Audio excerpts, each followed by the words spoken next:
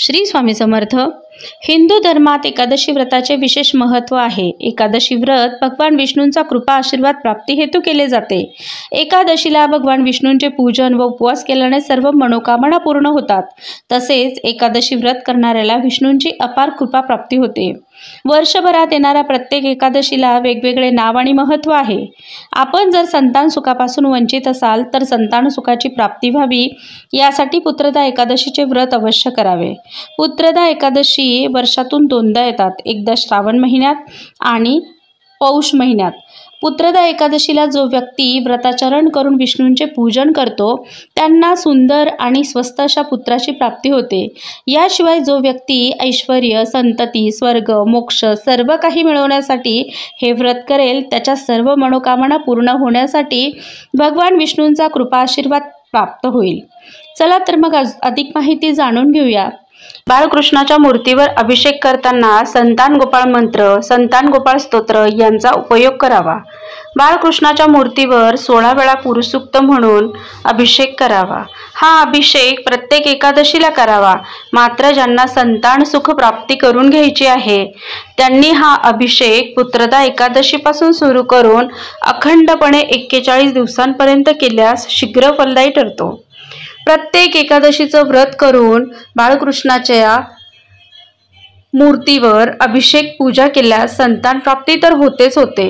मात्र ज्यांची संतती आहे व ती सुसंतती व्हावी, सुसंस्कारित संतती व्हावी यासाठी सुद्धा ही केलेली सेवा फलदायी ठरते। एखाद्या कुटुंबात अनेक प्रयत्न करूनही संतान प्राप्ती होत नाही अशा व्यक्तींनी बाळकृष्णाच्या मूर्तीवर अभिषेक करण्यासोबतच भागवत ग्रंथाचे एकादशीच्या दिवशी पारायण अवश्य करावे। भागवत ग्रंथाचे संक्षिप्त स्वरूपातील ग्रंथ जवळच्या दिंडोरी प्रणीत सेवा केंद्रात सहज उपलब्ध होतील आणि जन्मजन्मांतरीचे शाप, ताप, तळतळाट, दुःख, दारिद्र्य दूर होण्यास मदत होईल। तसेच इच्छित फलप्राप्ती होईल। एकादशी ही भगवान विष्णूंना अर्थातच श्रीकृष्णांना समर्पित असून श्रीकृष्ण हे शीघ्र फलदायी होणारे दैवत आहे। त्याची सेवा आणि उपासना योग्य प्रकारे केली जावी हे महत्त्वाचे। संतान गोपाळ स्तोत्र आणि मंत्र याबद्दल सविस्तर माहिती असलेला व्हिडिओ आपल्या चॅनलवर उपलब्ध आहे। डिस्क्रिप्शनमध्ये त्याची लिंक असून हा व्हिडिओ देखील आपल्या नक्कीच उपयोगी येईल। उद्या दिनांक 16 ऑगस्ट या दिवशी पुत्रदा एकादशी असून पुत्रदा एकादशीला उत्तम संतान प्राप्ती हेतू देवघरातील बाळकृष्णाच्या मूर्तीवर अभिषेक करावा।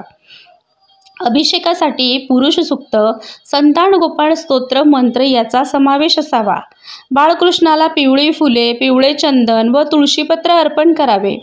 ओम नमो भगवते वासुदेवाय नमः या मंत्राचा जप यथाशक्ती करावा। संतान गोपाळ मंत्राची माहिती आपल्या चॅनलला बघायला मिळेल।